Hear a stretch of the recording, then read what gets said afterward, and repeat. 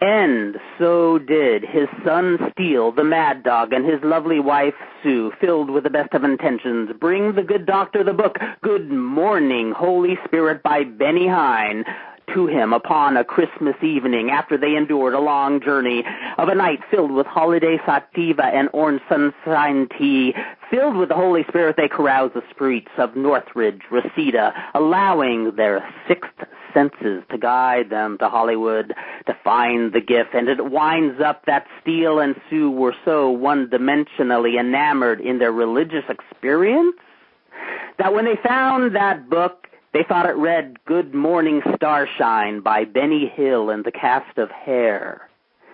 They envisioned a beautiful paradise in which the spirit of Britain's late comic genius chased cute go-go girls through grassy meadows to the tune of yakety sax.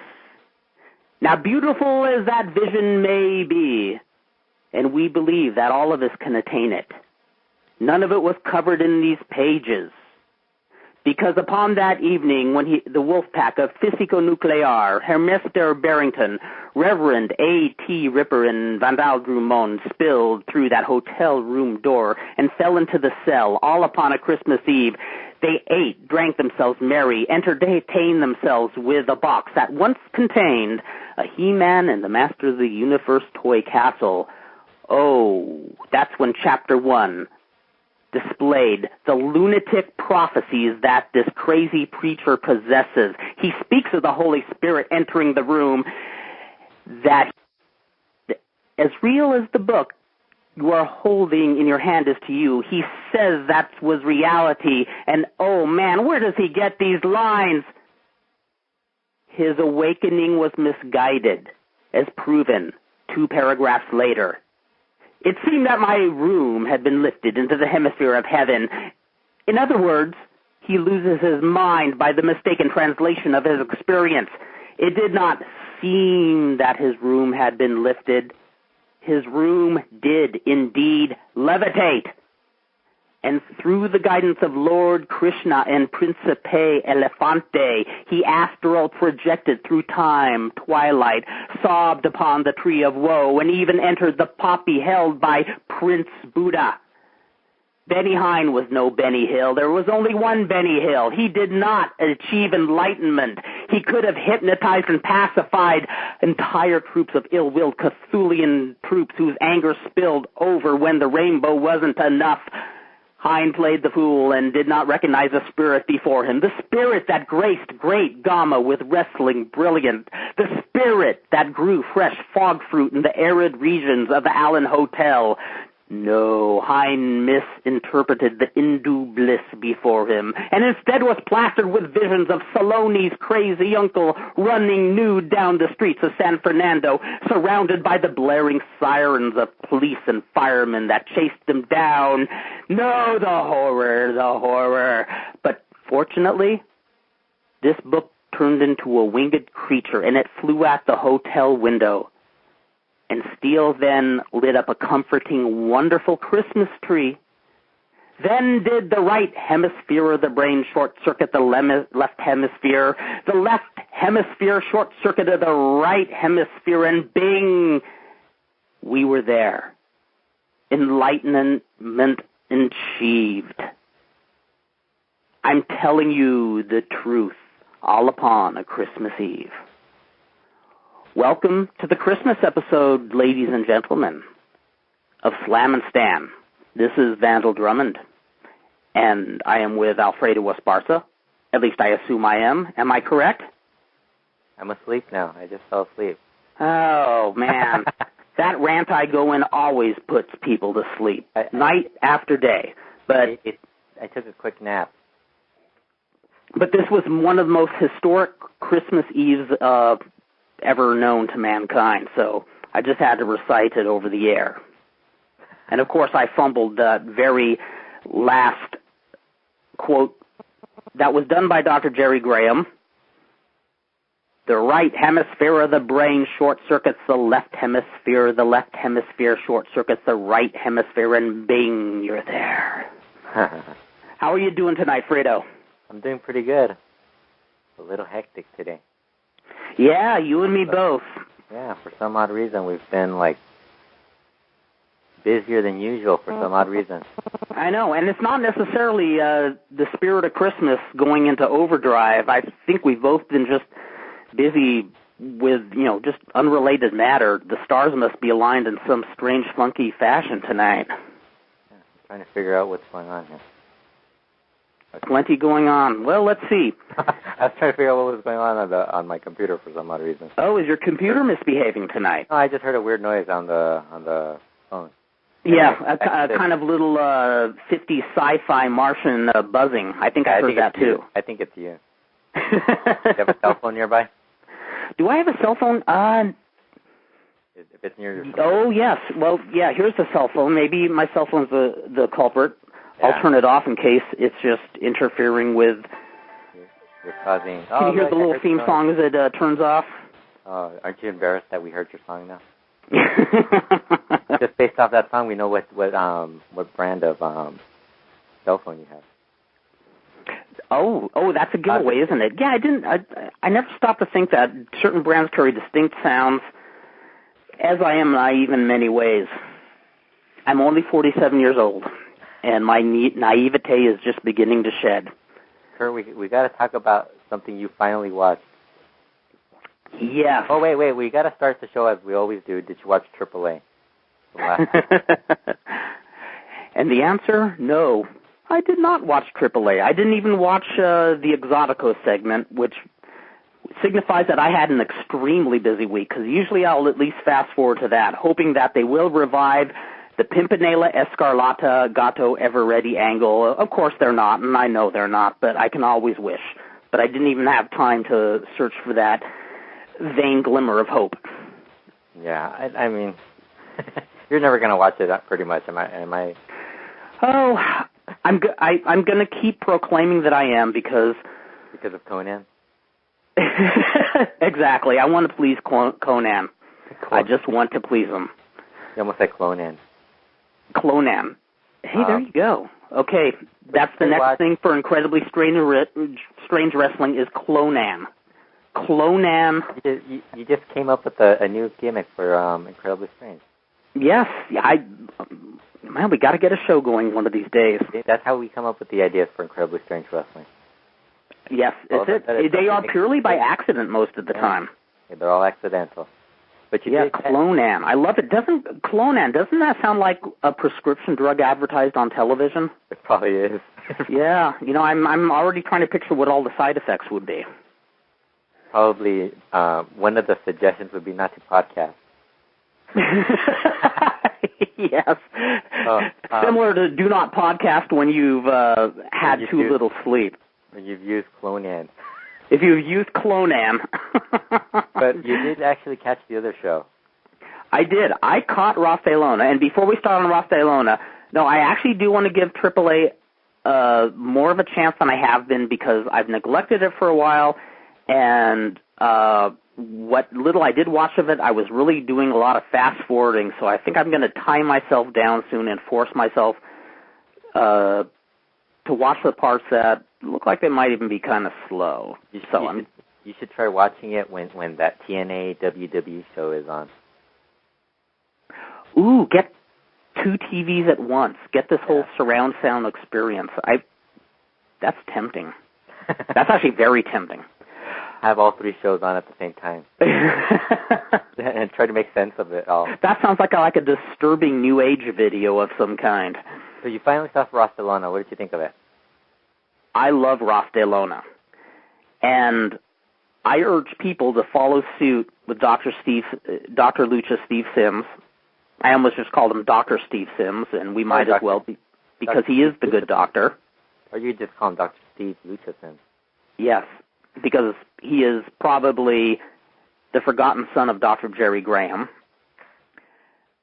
And I urge everybody to follow suit with his lead and email Dave Meltzer and ask that Dave Meltzer include Ras De Lona on the weekly poll of what was the best TV show of the last week, because this is a really, really good show. 30 minutes long. It is edited very well. They pack a lot of material into 30 minutes, but what they pack in there, they just pack key material. They get to the point. You know, there's not a lot of dead time. Well, in 30 minutes, you can't have a lot of dead time. But it's a really, really well-produced show. And I am a fan, and I'm subscribing to it on iTunes now. Uh-huh. And I was through most of this week's show. Okay, you know me, Fredo. Uh-huh. My Spanish, a little bit. I know a little. I'm not good at understanding a full conversation. I can pick up the gist. But clearly, after Strongman pulled the bus, did he say, "Now I am Mexican"? I think he did say he was Mexican. That is so bitchin'. He's my guilty pleasure of the year, Strongman. But did you hear what he said? How CMLL wrestlers ride the buses everywhere? Now you tell me. I didn't get that. You didn't get that? There were little bits I had to. As I told you right before we went on the show, I watched Ras De Lona right before we went on the air, so I was kind of doing little chores while watching through it and having to, fast forward through little bits just so I could get as much of the show as I could before we went on air. So I did not catch that part. But when he screamed, "Ahora, yo soy Mexicano," I just thought, this guy is bitchin'. And I'm so glad he and Shocker are together. But it was so funny when he was talking about how they ride. I'm like, dude, they don't ride those buses everywhere. I don't buy that. I mean, I can't imagine all those wrestlers showing up at the same time to ride a bus. I mean, it's hard enough for a basketball player or a baseball player. Wouldn't that be great if they all rode the buses and wore their masks as they entered? Yeah, and somebody on the Cubs fan Lucha blog asked me, so what do you think? They show up in old, dirty buses? And I go, no, I think they ride in sports cars.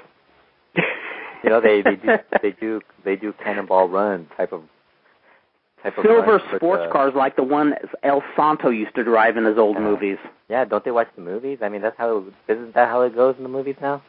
Yeah, that's how it is. And I think when the early 70s came around, some of the wrestlers started driving dune buggies everywhere, too. See, that's even better. You could put your dog on the side. Wouldn't that be bitchin'? If one wrestler came in a dune buggy, another came in a Woody, and another in like a drag strip car or something like that? Well, see, that's what I think they show up in.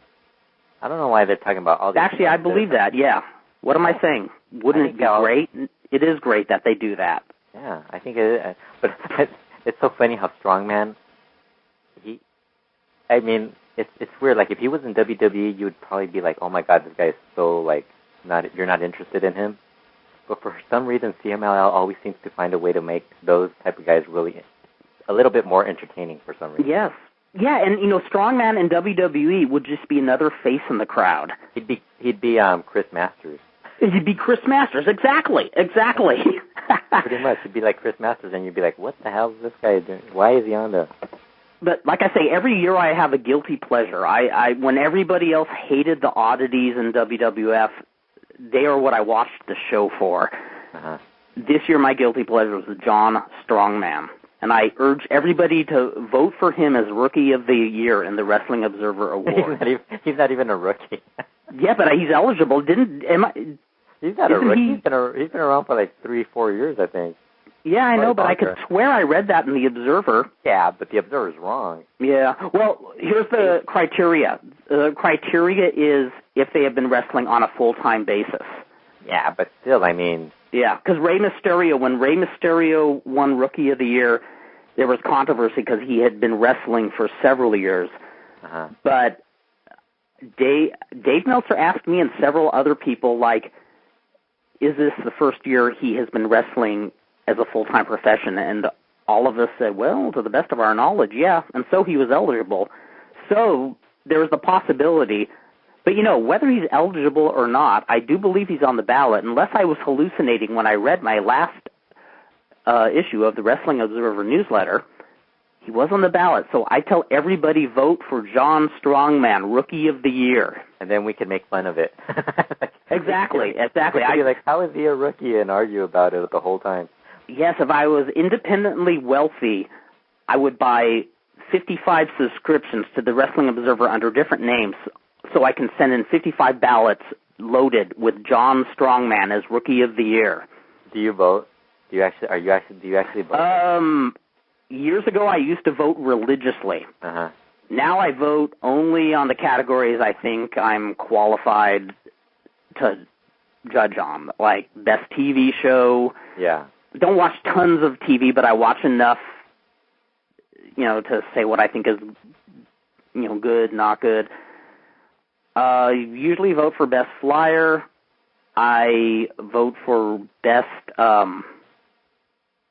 gimmick. Mm-hmm.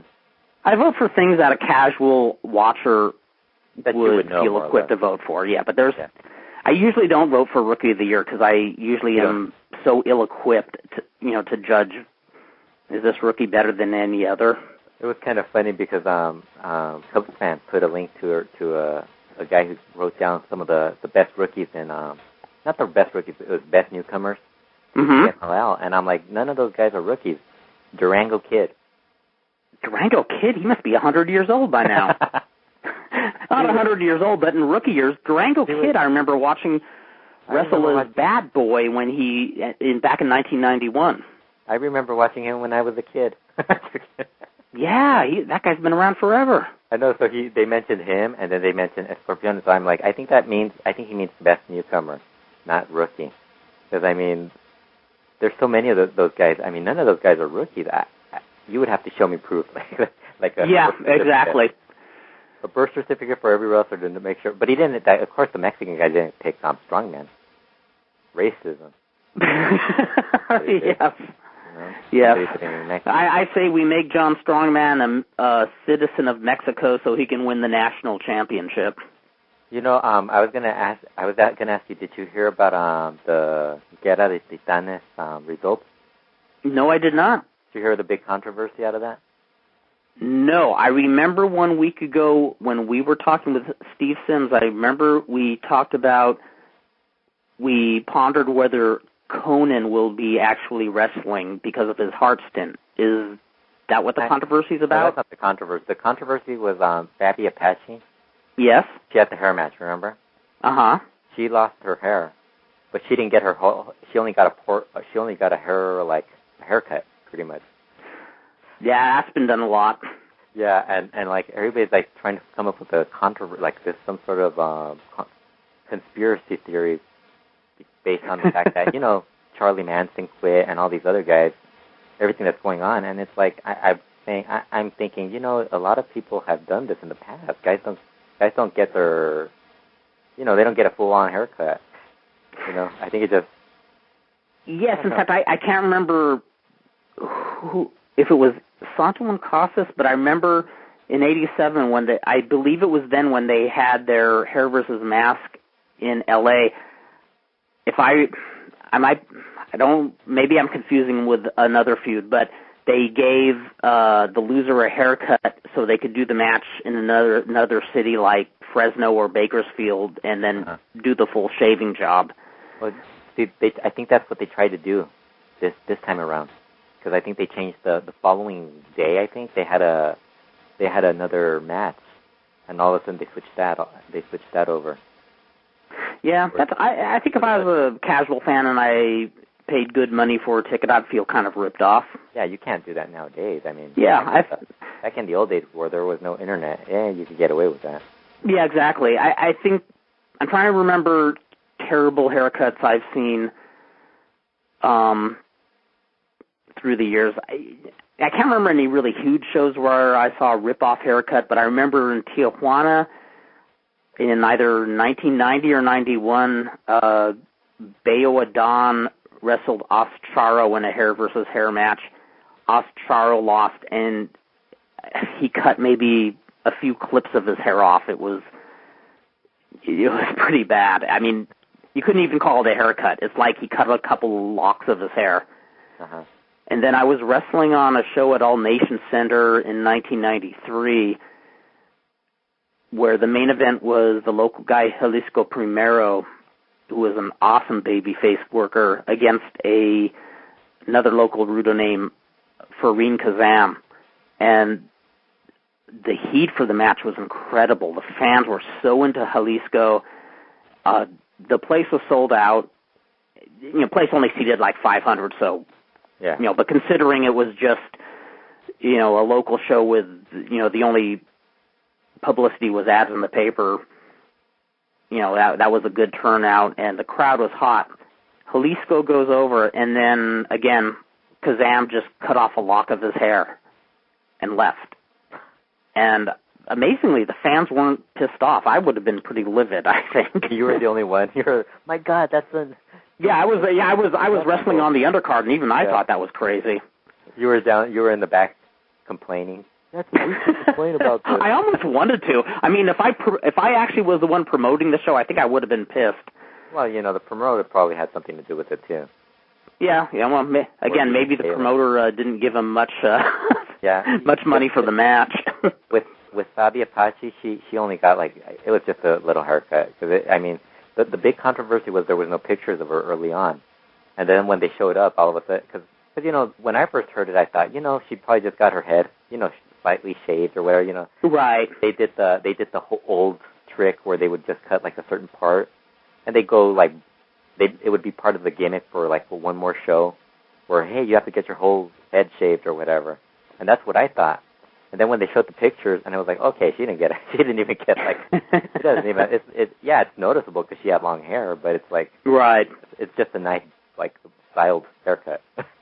One of my favorite hair versus hair gimmicks, and again, I'm romanticizing the past, talking about Hadco Plaza, but when they would have a hair versus hair match, the loser would get his head shaved most of the way, but they would leave little ugly patches of hair still on his head. Yeah, that's what happened once with a guy in TJ. He did that also, and that's what I was going based on. I thought, okay, they probably have this really. We're going to see a picture of a really poor-looking hairstyle, like a half a mohawk or something. And I even think sometimes that's better looking than a full-shaved head, because there's something really humiliating about the little patches of hair. Yeah. But what they did in Hadco Plaza, which was even better, the wrestler who lost had to keep the haircut for the next week, the bad haircut, and then he had to sell beer the following week. He had to sell beer the following week? Yeah, seriously. He would be the beer vendor, and he had to have his terrible haircut as he sold the beer. For 2 weeks, you would have to stick with that same haircut? Yes. Okay. I thought that was such a great stipulation. And sometimes it would be the babyface who lost, too. It wasn't always the heel. It was just... Obviously, he had a job that didn't require a nice haircut. Yeah, he probably had a construction job where he was able to wear a baseball cap or something like that. Could you imagine showing up to work? Can you imagine if he had an office job? That would have been sweet. I would have paid to see that more than I would have paid to see him sell beer. You know what he should have done? He should have taken. They should have told him to take some pictures and just post them on the wall or something it's too bad they didn't have the internet back then. I know. Yeah, it was another day. Yeah. That's the only good thing. It's the good thing and the bad thing about the internet. Now it's cool to have it, but at the same time, all that stuff we talk about from the past, it probably wouldn't have been as romanticized as it is today. Yes. This is true. I do wish some of the Hadco Plaza stuff did somehow get on video. I wish it did, because I remember just how good a quality the wrestling was. It dissipated a bit in 1983, I believe. But in 1981 and early 1982, they were the most solid workers I had, on an indie level, I should say. On an indie level, these were the most solid workers I had ever seen. Even when the last couple of years in Lucha, when you'd see Superboy and some of those other guys, you could tell that they were much better than... Yes, and they were trained by some of the classic Hadco Plaza teachers. Yeah. They were like the last wave of really, really well-trained local boys. I shouldn't say well-trained. There's some very good local boys, but in the classic Lucha Libre style, they were like the last wave. You know what I was going to ask you? Yes. Did you listen to the Bret Hart show? No, I did not. I have been so busy this week that I have not heard episode 1 of... anything. of anything, of any podcast at all, and I'm a podcast junkie. I've been elsewhere in the office this weekend, as a lot of people know. I listen to all my podcasts at work when I'm in the filing room in American Splendor style. Oh, God. But I've been all over the office this week. It's been a crazy week, so I have not heard one podcast all week. It was okay. It's not as good as Jim Cornette. For some reason. I did. That's the last podcast I heard. And yeah. More Jim Cornette. You just can't compare to Jim Cornette. I think you cannot. Yeah. Jim Cornette, that dude has me in stitches. Even when he's trying to be serious, he has me in stitches. I love hearing him get angry. Did you end up hearing the whole show after all? Yes, I did. Oh, okay. What'd you think? I loved it. I mean, I just love his motivation for being in the... Let's put it this way. I love that he just wants to make a living in the business. You know, I'll be curious to hear if he ever departs from ROH, how he'll speak of them, only because he is classic, and the company he's with, he'll put over big time. Well, it's true, because But once he's gone, boy, does he let loose. And that's not a knock on him. I'm not saying he's a kiss-ass or anything. Far from it. The dude is, you know, that's what you do when you're with a wrestling company. You're loyal to them. You have to be. You have no choice. Well, you have to do that in any type of job, really. Exactly. You're not gonna but I love when he departs from a company, I love hearing him unleash what he's been holding in for so long. Yeah. I don't think he's going to have any ill will with Ring of Honor. So, I don't think so either. But what I love is he just wants to be in the business. He's not concerned about becoming a millionaire. He loves quality wrestling. And it's not going to be as bad as anything that he has said of Vince Russo, so that's what I mean. Yeah, exactly. Yeah, I do agree. I love hearing him go off on John Laurinaitis. Oh, yeah, there's another guy. Yeah. God, I love hearing Oh, yeah, they asked Bret Hart. What kind of job? Because he's saying he would like to get a job in pro wrestling. Mm-hmm. You know, like something like an agent or whatever. And he's like whatever that John Laurinaitis guy does. I'm like, I wonder why he's mentioning Melina so much on his podcast. Why he thinks Melina's so great. Did you hear about that? He thinks Melina's like in a Really? Yeah. What's up with that? Well, he has a girlfriend, but I mean. It's not. It's not like he's not going to be not interested. Yeah, interested. Yeah. You know. Well, I could go on talking all night about Bull Nakano, I guess, but no. But I mean, Bret Hart just. I mean, he could. Well, I mean, you're not going to go to Japan and get a job with like a Japanese promotion just to meet Bull Nakano now. If I was single, I would. No, I mean, I understand. Like, even if you were married, maybe you would give it a shot. But I mean, but I'm saying, you're not that type of guy who's going to do that. You understand? No, like, this is true. Bret Hart, I think he would probably do that. You know? I just think he's such a, I don't know. It was kind of funny just to hear. They were asking him about had he ever worked in Mexico, and he's like, no, I heard a lot of bad things about Mexico. Like, no. Yeah, shit. I've heard a lot of bad things about the wrestling industry in general. I don't know why Mexico would be singled out. Yeah, I know. It's like he's probably heard the the Bam Bam Big, or who was it? Van New Allen getting shit on or whatever. Oh, but wasn't that just a matter of Andre the Giant losing control of his bowels? Yeah. That's what that could have happened in any country. Yeah. Has that ever happened to you, Kurt? Thank God, no. I think I would have lost my lunch over that one. It's never happened to you. You know how weird, how ridiculous it is that people still ask if that's on video. Oh my God! People actually ask to watch that? Yes. They want to see that? Yes. Oh Lord! There have been people who have asked about that. Oh my God! Both on message boards and privately. Just saying. It's just, I mean, it's just like one of those. I think it's right behind the foot fetish thing. Yes, I've gotten lots of emails. Do you have any matches of wrestlers barefoot? I've gotten that one so much. Not for quite some time, but that used to be a frequent email I got in the early days of the Internet. People specifically looking for videos of barefoot wrestlers. Or asking me what they look like. The wrestlers was like, okay, can you describe them? They're rough or, you know, and yeah, exactly. They grapple. Yeah, they wrestle. They're not. There's nothing more to it. I was gonna mention something else. Oh, we got a caller. Let me call it. Who's the caller? It is I. It's Bix. Is this the Bixie Demon? Yep. How are you tonight? Good. You know, that the band news, Alan Andre, it really does come up on trading boards, like, really, like, every couple months, at least. I hope it's not the same guy, though. I would feel bad, because it's, well, I mean, I would probably feel worse if it was more people, so I don't know. With the barefoot thing, though, have you guys ever seen, I don't think his website's up anymore now, do you remember Manzerman, the guy who collected all the women's stuff? Yeah. Yes, I do. Okay, he had a series called Barefoot Women of Wrestling.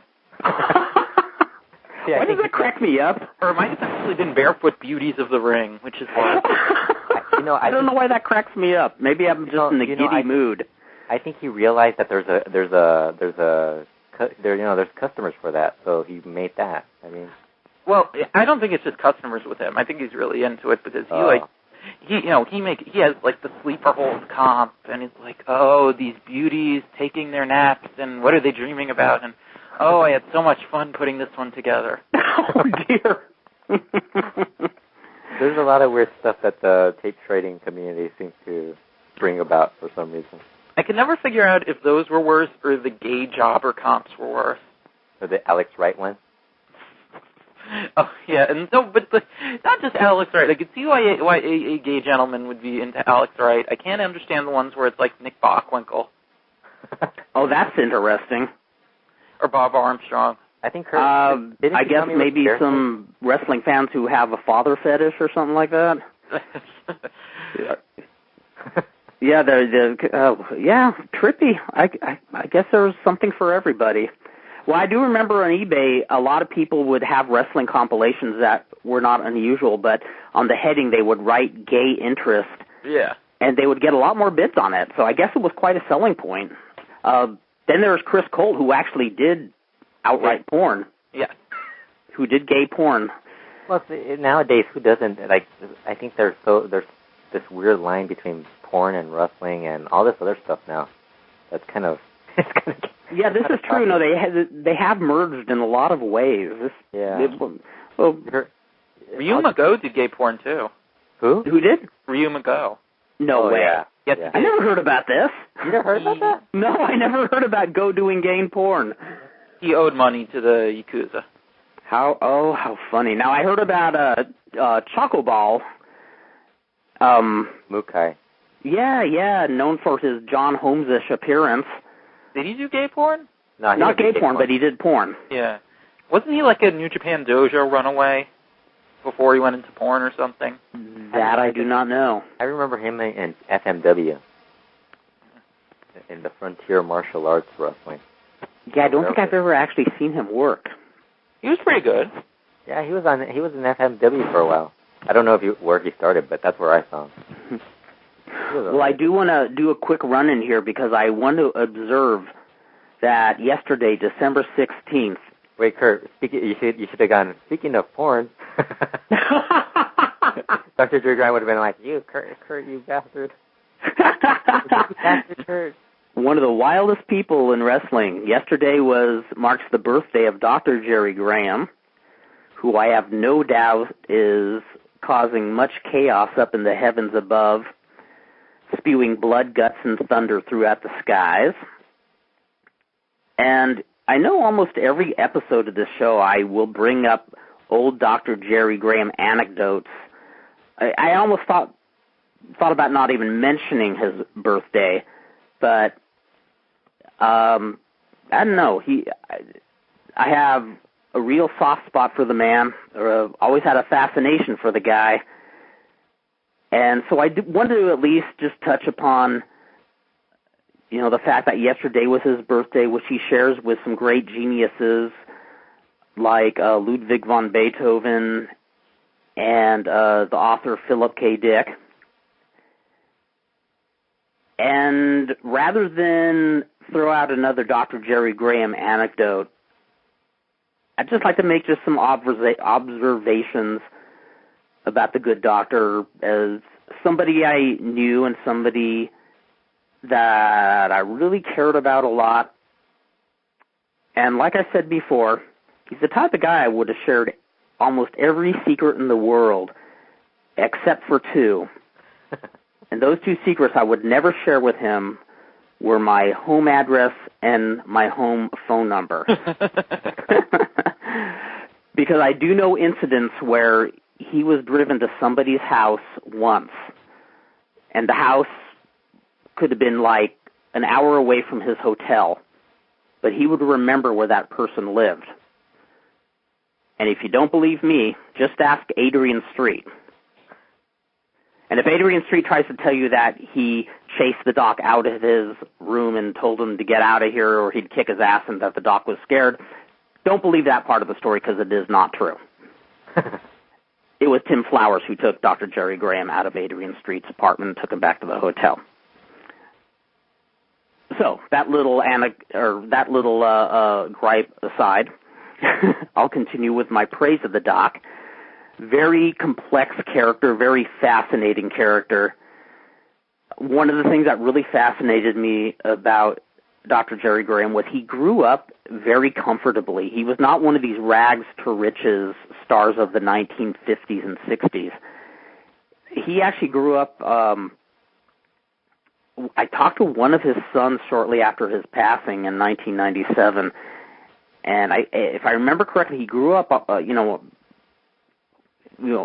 a house with a lot of property, and I wouldn't call him like a rich kid, but he grew up comfortably enough that after he made millions in wrestling and then lost everything and was just hopping from flop house to flop house, he still persevered, and there was something I admired about him. I don't admire the fact that he was so self-destructive and couldn't keep his act together. But I did admire the fact that even though he hit the bottom, he didn't, turn to suicide or just give up on life. There would be times when it would be hanging with him, he'd kind of seem in despair or seem upset. But there were also many times where he just thought, hey, this is one big party. Life is just, one big drinking party. And I've heard him described in so many ways. Fascinating, pathetic, a drunk, a brilliant wrestler, a legend. And to be honest, they're all true. He was neither a saint, I was going to say neither a saint nor sinner, but no, he was definitely a sinner. A total sinner. And, so I'm not trying to idealize the man, but I do want to say I loved the Doc dearly for all his generosities and all his faults, of which there were many. And knowing him was one of the most interesting experiences I've had as far as being involved in professional wrestling. Sometimes I will look back at the things I've done in wrestling. I'm not, I've just, been an indie geek, very proud to be an indie geek. And there were times where I'm saying, maybe I should have tried to do a little bit more. Maybe I could have accomplished this or got to know this person or that person. And when I look back, I'm saying, but would I trade it for having known Dr. Jerry Graham? And my thought is, no way. You could have gotten in TNA, man. If you want to try TNA, you're still young enough. Yeah, but I don't think I'm good a bullshitter to talk my way in there and then. Oh, come on, Kurt! You're putting yourself down. Come on. Although come to think of it, probably the worst angles I've come up with for an incredibly strange wrestler are still better than the best angles on TNA. If you took all your incredibly strange wrestling ideas and took them to TNA, it would actually be an upgrade to what they're doing now. Oh my God, seriously, that's so much better. Yeah. And I'm not talking about serious stuff. I'm talking about really crazy, out of this world stuff. It would be much better than TNA right now. I think it would too. I actually think a lot of the stuff that I thought up, that Dan Farron and Larry Doyle thought up, obviously Johnny Legend, Ron Head, and J.R. Benson. I think so much of that would make great TV.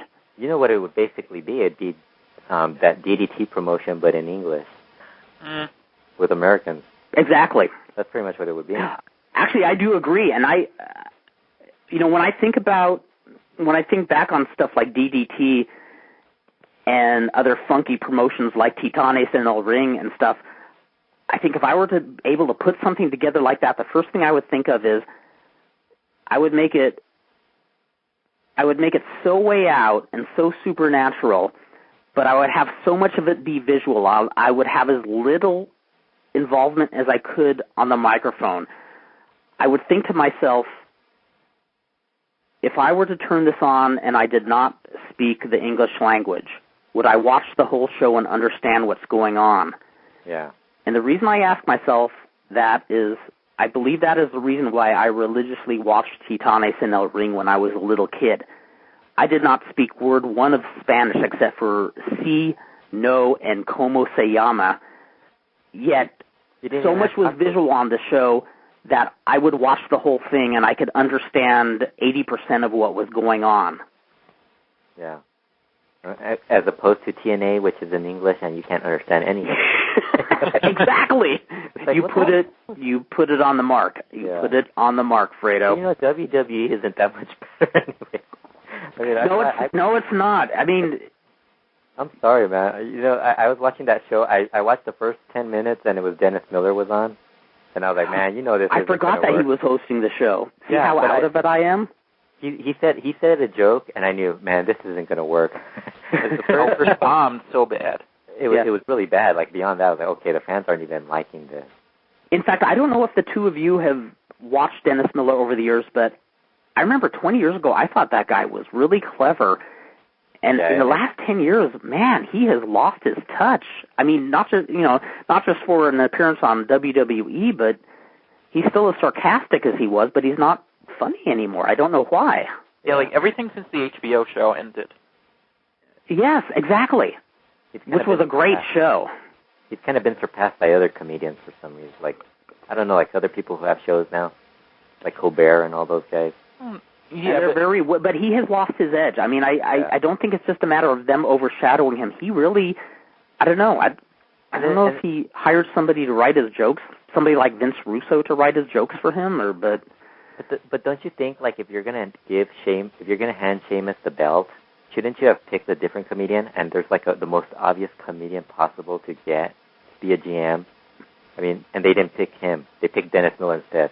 You know what I'm talking about, right? Hey, no, I have no idea. Billy Connolly. Why didn't they use Carrot Top? He's got props and stuff. They could have used him for the props and everything. Oh my God, I would pay to watch Carrot Top on Raw. Well, did they do wellness tests for the guest host, though? He'd fail. That would be even better. He would fail. And they could be like, see, even comedians are worse than wrestlers. Wouldn't that be funny? The comedian Carrot Top might have a higher testosterone level than all of the wrestlers. What a punchline that would be. Man, that guy was already, he was ugly when he was younger, but man, he got really like whoa. Like surgery and the steroids or whatever. Yeah. Because even his face is like really bad now. It's like, geez. Oh, what a shame. I'd rather see the midget bodybuilding from Ras De Lona a couple weeks ago than Carrot Top. Midget bodybuilding. So don't you think that one episode where they did the bodybuilding, don't you think that's something that Vince McMahon would have loved to have done? That one. Oh, totally. Also have the wrestlers as the bodybuilders. Yeah, and everyone gets to compete. And yeah, because he doesn't even have to pay them more because it would be the wrestlers. He just find a reason for one of them to get pushed out of all of those guys. And you know Bret Hart would love it if Melina won. He really thinks she's the best wrestler in the world. Yeah, I think he's just saying that he's trying to got some lip service going there. There's something going on there. We don't know. I think he could do better. I mean, did you see what his last wife looked like? No, actually I haven't. Ooh. Oh, she was gorgeous. She was this girl who, like, when she was younger, had had promised herself that she would eventually grow up and marry Bret Hart. Oh God! But he divorced her, of course, right? Well, because she didn't want to be away from her family in Italy. Oh, geez. That's so funny. Oh, so that's why he went to Italy. Okay. Yeah. Now he lives in Hawaii, though, doesn't he? But did you hear what he said? He said he has to travel back and forth because his girlfriend is in school. So I posted I posted on Twitter. I go, yeah, Bret forgot to mention that last month he went to homecoming. I was like, man, it's. At least that'd be better than saying I forgot to leave her juice box in her lunch pail. Oh God. The ladies love Bret Hart. Yeah. This is true. It's true. Do you guys read his book? I've read his book, yes. I don't think it was excellent. I don't think I've read his book for some reason. Really? Oh, you got to get it. And it's in paperback now, too. Yeah, paperback. Now it's even cheaper. I was never even a huge Bret Hart fan. I liked him, but I was not a rabid Bret Hart fan. But this was a very well-written book. I'd say maybe just a step behind the Mick Foley book. I think as far as autobiography goes... Is it better than Jericho's? What's that? Is it better than Jericho's? I have not read Jericho's, I must confess. I think it's better. I mean, Jericho's is funnier, but I think the Bret book's a better book. Because he's got more to add to it, doesn't he? Yeah. Because Jericho did it right before he even... The reason Have a Nice Day still stands out as my favorite autobiography is, Bret Hart, I mean, he did a great job of describing growing up in a wrestling family and the struggles of, getting into the business and, trying to achieve star status. But what I really enjoyed about Mick Foley's book is he very well illustrated what it was like to be somebody who had no involvement in the business, had no family in the business, and had to, just get your foot in the door, of an indie federation, not just an indie federation, in a wrestling school, and having to go through, the toils of, setting up the rings and sleeping in cars in between matches and going on, tours to other country where you got ripped off on your pay. And, also I will always love that book for just kind of putting wrestling literature on the map. I mean, that's when... Yeah, it wasn't one of those, like the Napolitano type of books or whatever. Yeah, exactly. All those books that were in the 80s where the deepest story you find is, something about, JYD swinging his chain or Terry Funk branding somebody. Or who was that old lady, Hat Pin Mary? Oh, yes. The Legend of Hat Pin Mary or whatever. I used to get a kick reading that. I was like, oh, man, I would have loved to have seen that. And then you go to actual Lucha shows, and there's actually little old ladies at the Lucha shows for some reason.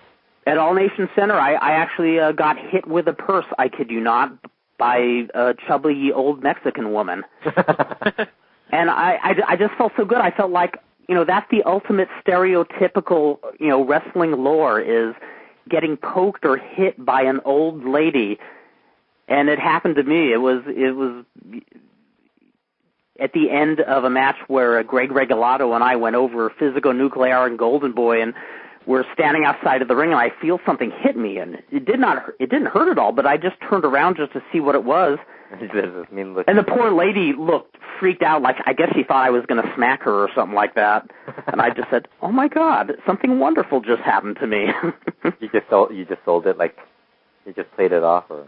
Actually, I didn't have time to do it because when I got hit, I was just like, wait, what's that soft thing that hit me? And I just looked at her, and I'll be honest, I just sat there looking confused, and, then I, did my histrionic heel laugh, Rudo laugh, and,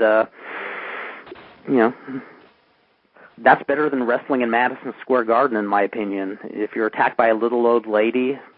Yeah, I gotta order that for her book.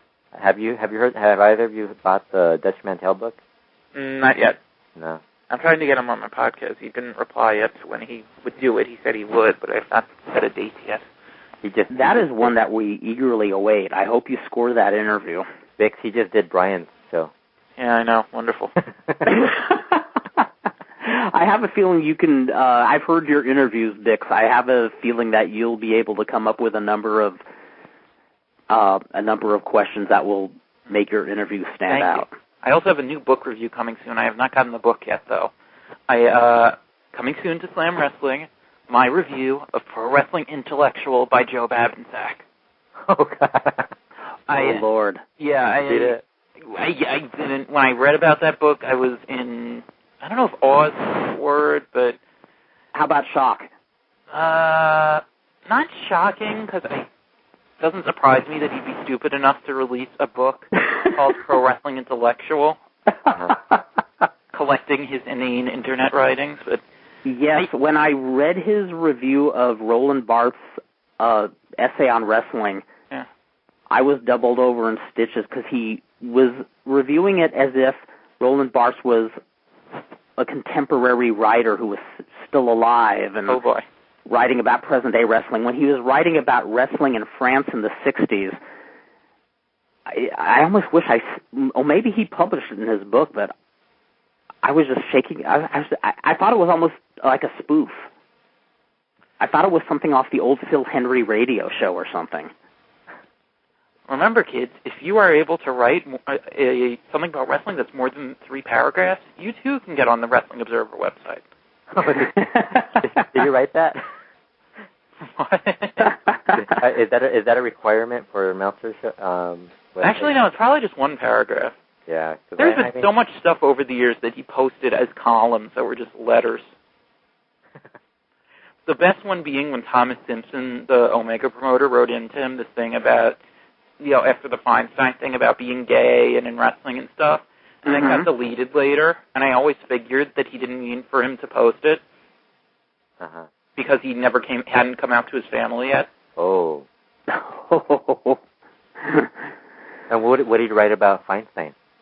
It was like, I'm a gay man, and I promote talent who's sort of like what I like, which is young-looking, athletic males. And I don't know if he was talking about, if he might have said something about how Shannon Moore types. And Well, being gay is cool. There's nothing wrong with that. But when you're chasing a 14-year-old boy around, Feinstein was pretty much doing the illegal act. Yeah, there's a little bit of a difference. But he pretended the guy said he was 18. Yeah. What's that? He pretended the guy said he was 18. Dr. Lucha's on now.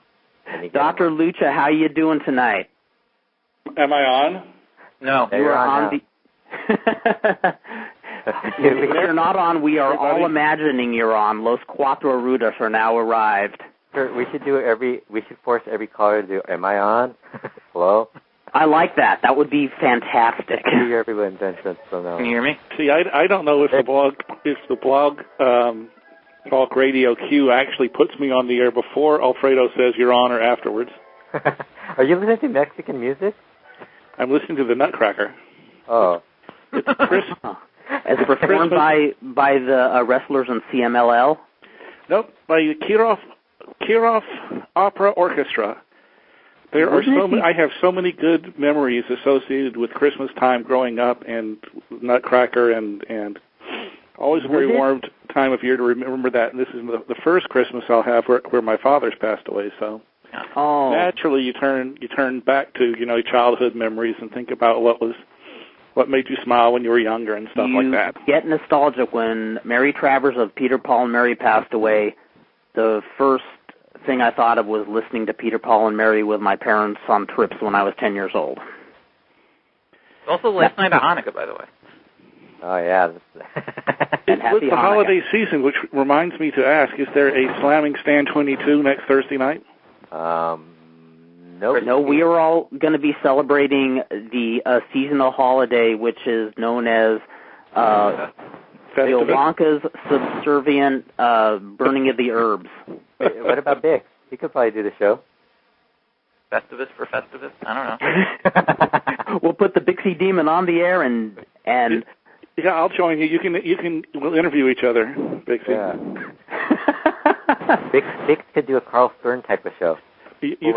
I'll represent the Lakers, and you can represent the Nets. I'll take Kobe Bryant with the splint. You can have all 5 Nets. Oh, yeah, right.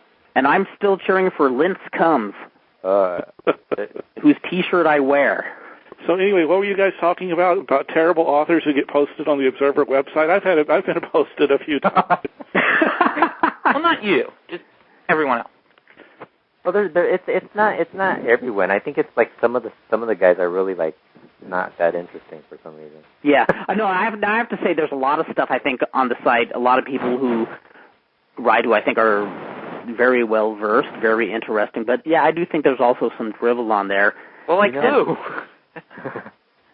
What's that? Like I'll resemble that remark if nobody else will claim it. Yeah. Go for it. What have you been a closet Dan Waller's fan the whole time and not told us? I'm so, the funny thing is I was so busy trying to create stuff, I take less time now reading stuff than I ever did. Yeah. And I really wanted to try and catch up on the full year of watching tapes, anything I was behind on, so I could stand behind my great big push for everybody in the world to go vote for Negro Casas as Wrestler of the Year. He's got my vote, let me tell you. He's going to be number 1 this year. He had a good, Cesar at Los Colisenos didn't think so, didn't even mention him. I know. I just thought it was so weird that he just skipped Negro Casas out of all of it. I mean, he mentioned Mr. Niebla. His picks make a lot of sense if you look at it from the view of somebody where the results really matter, too. Yeah. He's one of the, when I read his stuff, it's a little more serious, and he's more of a smart. Not necessarily I don't know. I mean, because I'm more of a casual, Now, Kurt, are you sure you don't want to show up? Because next Thursday's show is titled Slamming Stand 22, the 30th anniversary of the death of Sangre India. Oh my Lord! Which I to the day, to the hour. Yeah, no, that's true. Very haunting. Ran the Christmas Eve show at 5 p.m. Central Time at the time. It'd be about 3 p.m. Yeah, well, it's close to the hour.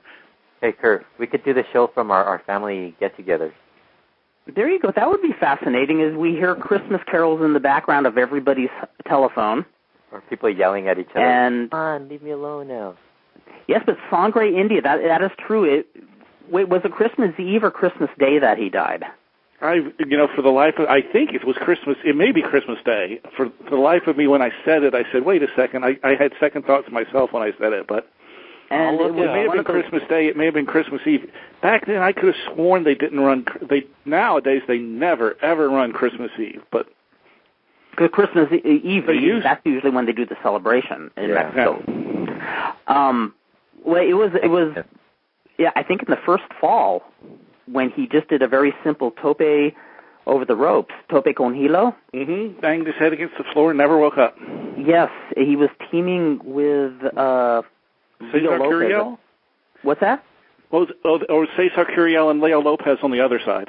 Oh, okay. I thought he teamed with Leo Lopez, but I might be wrong. It's easy enough to look up. I don't have to commit that to memory because there are all sorts of articles on that all over the Internet. Yeah, I remember asking Conan about it when I first got to know him, and all he would really say is a lot of the wrestlers from that generation hate talking about it, and it really haunted a lot of people. Yes, it was the first one of their generation, and that's always the real spooky one. The first one of your generation to die in ring-related stuff. It was Christmas night. I guess he was a really charismatic Rudo, and they really thought, By the way, it's almost 8 o'clock. This is true. We will be wrapping it up in just a few minutes, but I'm actually glad you brought him up because... Plug. Actually, I remember that there was a boxer by the name of Salvador Sanchez who was undefeated and was Mexico's great hope in boxing, and Sangre India bore a striking resemblance. Not 100% close, but he was in that young, good-looking mold of Salvador Sanchez.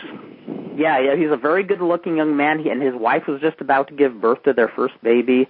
Oh, man. And, but I was always very moved how every year for a long time, all the Lucha Libre mags would do a tribute to him on the anniversary of his death. I expect at least one of the magazines, because it's the 30th big round number, to do one next week. Yeah, well, I hope they do. Let's keep our eyes open for that. That I remember in the magazines the year before he passed away, there was he got a lot of buzz. He was getting a lot of publicity. It sounds like they had a lot of big plans for him. And as you know, back then the Christmas shows were moved from the bigger Arena Mexico to the little Arena Coliseo because they rented the bigger Arena Mexico out, and it really wasn't the world's most important show. It was Christmas. It wasn't a sellout. And of all the cards to die on, it was just the show, the card to have a card that day. It was the opposite of the American Christmas shows. Yeah. Absolutely. Well, yes, especially if you remember in the 80s. Oh, those shows were huge. Even these days, it doesn't add up. So Thanksgiving and Christmas Eve got to be the two biggest days of the year in the mid to late 80s. Which is fascinating in of itself. Now, so Sangre India passed away in Coliseo, as did Oro. Mm-hmm. And is that the arena that the ring announcer Vitorino passed away in? Or was that Arena Mexico? I think that was, I can look it up. I think it was Pista Arena Revolucion, which was the third arena at the time and was an ice hockey arena for a while, and they sold it. But once again, I can look it up. That's easy enough to do, but I don't think they consider it kind of a haunted arena. Right. Oh, Kurt thinks there's... It's a dump. It's a dump, but it's not a haunted arena. I mean, it makes Arena Paraguayo look like a modern wrestling facility. Although I'm still pissed that I have not yet attended a show at Arena Coliseo. My dad tried to take me when I was 11 years old in 1973, and at that time, I think you had to be at least 15 years old to attend a wrestling match live at Arena Coliseo. And maybe, I guess now they'll let you in, sir. What's that? Now you can get in. I can get in now, and so that's actually one of my goals in life is to attend wrestling at Arena Coliseo, and I was really pissed off. No, your goal should be to wrestle at Arena Coliseo. Yeah, we're trying to get you to continue to wrestle. Lord, man, I'm trying to keep up with any of those cats. I don't think I could do it. Come on, drag those kids over there. I mean, you're still taking the stairs 2 steps at a time, right? I am. Yes, I am, and I'm still running. I'm still hitting the gym. I'm still feeling good, but you're almost in as good a shape as Bixie is. Are you in that kind of shape, Bixie? He's pleading the fifth. Now, in fact, that's a question I had. Do you know the history about that, Steve? About letting, they used to have an age limit for attendance. They did, and there was a long time where they wouldn't allow women to attend either, and they wouldn't allow children to attend. It goes back to Mayor Uchu Boratu, I think once again, I'm not operating with all my records in front of me and all my normal mental faculties because I'm kind of exhausted. I got no sleep last night. Imagine, Kurt, you would have no idea how that feels. Oh my God, you and I are tagging off now. The no sleep blues have tagged off to Dr. Lucha. Yeah, I caught some kind of allergy. I was just sneezing, could not fall asleep. Ouch. You better not call later asking to delete the show. That's the difference between me and Dr. Lucha is he still sounds intelligent when he lacks sleep, where I just sound, I don't know. I put the story in the history of CMLL that ran on the 75th anniversary that Dave was kind enough to publish in the Observer. But in the mid-50s, there was a lot of political battles, and the end result was the mayor, for his own political purposes, said this wrestling thing shouldn't be on TV, and women and kids shouldn't go, and et cetera, et cetera. And the promoters didn't really care because it made the value of the ticket scarcer, which made more people go to the arenas, more men go to the arenas, and they actually had a big boom for a while. Wow. So sometimes what seems like a bad publicity is actually making something forbidden is to somebody who's a good promoter, just like a license to print money. Interesting. Make it appear like forbidden fruit, and they will come. Yeah. So, and then in the mid '80s, they eventually relaxed those rules. I think it was early '80s, mid '80s, they relaxed those rules. Well, on that note, ladies and gentlemen, it is a few minutes past the hour. And I have a house to clean because the holidays approach. So, on behalf of myself, Alfredo Esparza, Dr. Lucha Steve Sims, and David the Bixie Demon Bixenspan, I want to thank all of you for listening, and have a totally rad, totally bitchin', totally wayward Christmas, Hanukkah, Kwanzaa, or Yolanka, whichever one you celebrate. And remember, if you are strolling through Southern California and you see a bright light streaking across the sky, it is not a shooting star. It's Santa? It might be Santa, but what is Santa throwing? Santa who just had a birthday 2 days ago? Huh? Dr. Santa Graham? That's right. It is very likely Dr. Jerry Graham flying through the sky, giving his own patented tope that he never displayed on Earth. Either that, or it's a heavenly handful of what? On-cell powder. Have a totally rockin' holiday, people. We will see you in 2 weeks. Adios.